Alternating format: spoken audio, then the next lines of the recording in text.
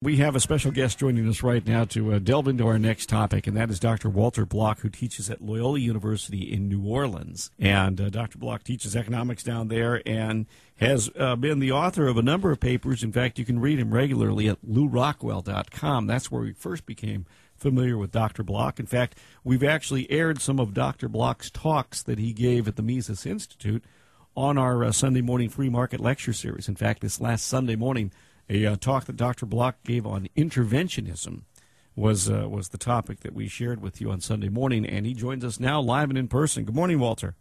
Thanks for having me on your show, Mark. Appreciate your being able to join us this morning.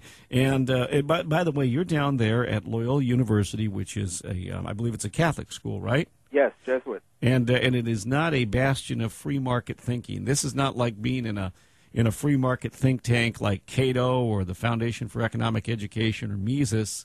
You're there with a lot of people who, to some degree, may violently disagree with your opinions. Well, I don't know about violently, but certainly acidically. Acidically, yes, that's probably the better way to put it. And I guess, is this a case of where that which doesn't kill you actually makes you stronger? Well, to be fair, my colleagues in the economics department, our economics department is totally Austro-libertarian. Oh, that's good. So if any students are out there who want to study with some free enterprises, come on down. Yeah, but it's the rest of the school. It's the social justice majors that are after you. Social justice, sociology, women's studies, black studies, whatever. History, most of those social sciences and humanities are very left and very anti-market. Yeah, these are the folks that specialize in picking up the wrong end of the stick.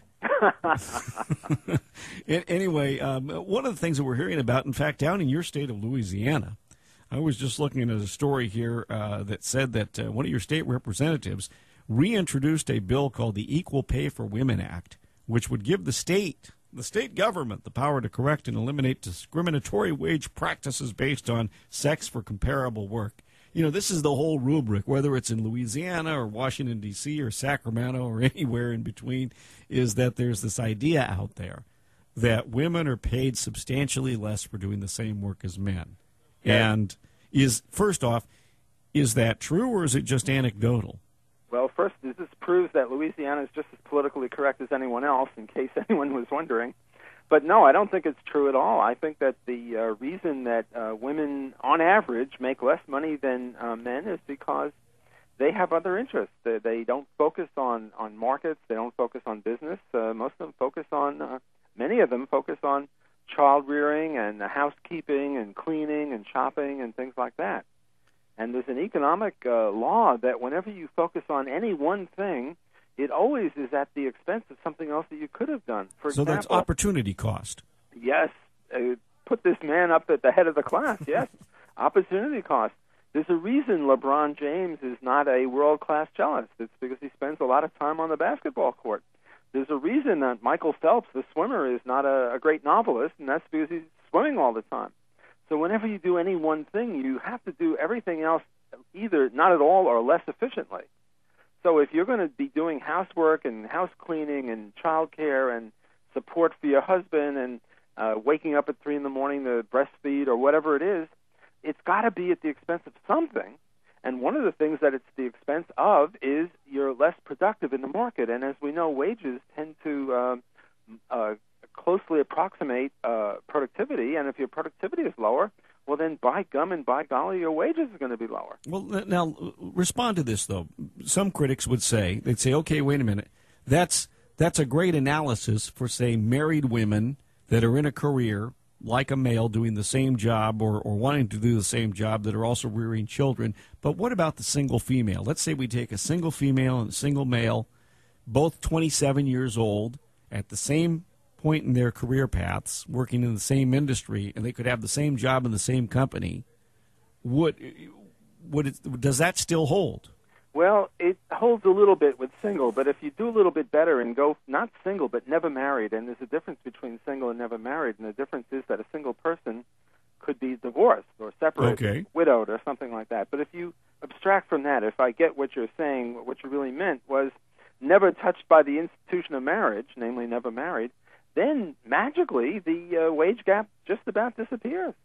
Interesting. Which is a strong empirical evidence that what we're saying is correct. Now, what has the reaction been to these things when you've said them and written them? Well, the reaction of sensible people is, wow, I didn't know that. The reaction of the feminists or the politically correct or the people who want to use this as a stick with which to beat up on the free enterprise system is, oh, you're full of beans, you're all wrong. And they start saying, well, the statistics are that never married women in a certain state on a certain year for a certain industry only made 98% of what a never married man made, and this shows there's still some discrimination. That's one reaction. Okay. But at the same time, you see, I think it also can go the other direction, that we see that there are women who are in a similar career path as men, let's say never marrieds on both sides, and the women are actually making more than men. Absolutely. And yet we don't seem to hear anything from the quote-unquote men's advocates. Are there such thing as men's advocates? Well, that's sexist. I mean, you go to jail for that. You Nazi, you. I mean, how dare you? No, I'm just kidding, of course. No, there are men's groups, and my own research has come up with many, many cases where never married women earn slightly more than never married men. It's a statistical thing. When you're dealing with statistics, you're not going to get 1.0 or 100% or zero gap. Sometimes you'll get a 5% gap this way. Sometimes you'll get a 5% gap that way, depending upon which year, which jurisdiction. Is it Canada? Is it U.S.? Mm-hmm. Is it a northern state, a southern state? What about their education? So you can pierce this or pursue this in many different ways, and you'll get different numbers, all ranging between 95 and 105, namely never married men and never married women earn about the same. Well, 8:21 is our time, talking to Dr. Walter Block from Loyola University. And we're going to continue with Dr. Block in just a moment. 8:21 is our time at KION. 633-1460 if you care to join in on the conversation. 8:24 is our time. Well, it's an explosive topic, and one that the minute you start talking about, especially out here in the land of the politically correct, which is essentially the entire state of California, when you say something that that the wage gap between men and women, that men earn substantially more than women, and it's because of discrimination. When you say that is a myth and it's patently false, boy, I'll tell you what, the feminazis come after you like you wouldn't believe, and the social justice crowd and so forth. But as we've been learning from Dr. Walter Block from Loyola University, there are reasons why, in some instances, men will earn more than women, and then on the other hand, though, we see that women that are similarly educated, the never marrieds. Between men and women, as Walter was telling us, women can often out-earn men in the same type of job, same level of education. Dr. Block, welcome back. Thanks for having me back on your show. You know, one of the interesting things about this, too, and we were talking about this off the air, is that if you go deeper into this and you look at, for example, within minority groups, and let's say we look at women in the Black and Latino community, one of the problems that they find, actually, you see, is that in that community, that women of a similar age to the men, let's say we're talking in their 20s or their 30s, have a higher level of education, and they are employed at better jobs, better paying jobs. And one of the real challenges for professional women who are Latinas or Black women is to find a mate from their racial or ethnic group that has the same education and income earning potential. Yes, that's one problem. A more serious problem is to find one of them who is alive, because there's a disproportionate number of deaths and incarcerations, especially in the Black community and in the Latino community also. I think that's mainly due to the drug laws, which is a whole separate issue. But you're quite right. Black and Latino women have a hard time finding male counterparts in their communities who have similar earnings capacity, similar sociological accomplishments, what have you, and also just the numbers are against them as well. You know, I was just thinking about something right here in our own business, and I've seen this in radio for a long time, but, you know, at one time, all the people that sold advertising were men. And then later on, women moved into the business. Somebody got the bright idea that, you know, a lot of business owners are men, and maybe I might sell more advertising if I hire some good-looking women to go out and sell the advertising, because these old guys that own businesses, don't they love having some, good-looking young woman pay attention to them for a little bit, right? Yeah. I mean, there was certainly that at work. But here's the interesting thing is, fast forward a few decades, and in our business today, in this building, because we're in an area that's very heavily Latino populated, we have 4 female Latino sales executives, 1 Latino male. Okay? And similarly educated, same job, but it speaks to that dynamic. Where are the rest of the men? They are employed at whatever their education level has afforded them that, and there is a wage gap there. These women are on a good career track, whereas a lot of the guys aren't.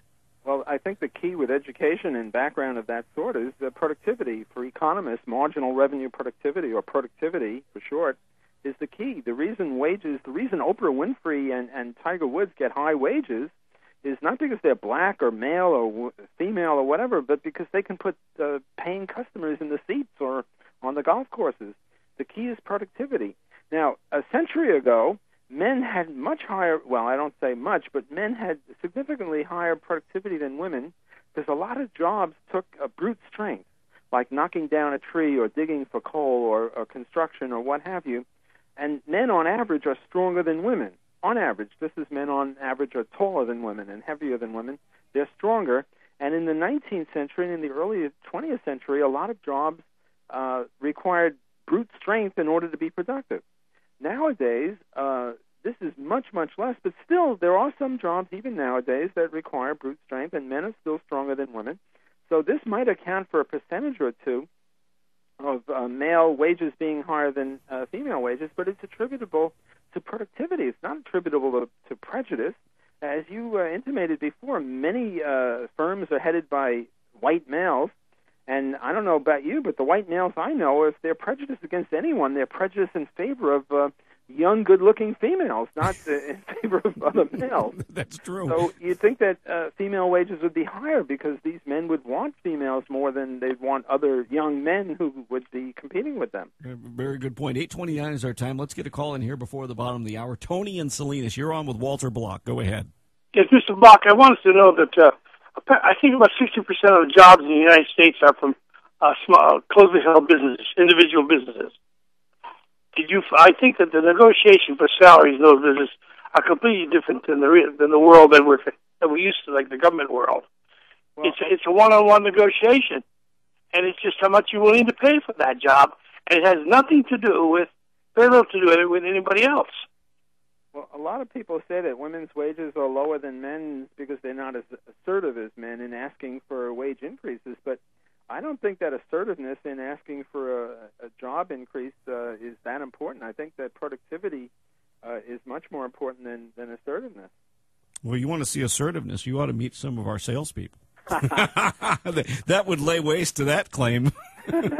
Yes, women are assertive, but the claim is that they're less assertive than men, and the employer thinks, well, the man has got a wife to support, whereas the woman doesn't, so I'll give the man more.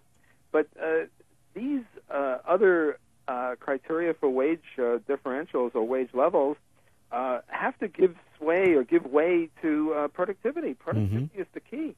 Yeah, that's a great point. Dr. Block, I appreciate your being able to join us on the program. I have to wrap it up here because we're at the bottom of the hour, but I want to thank you very much for being with us today.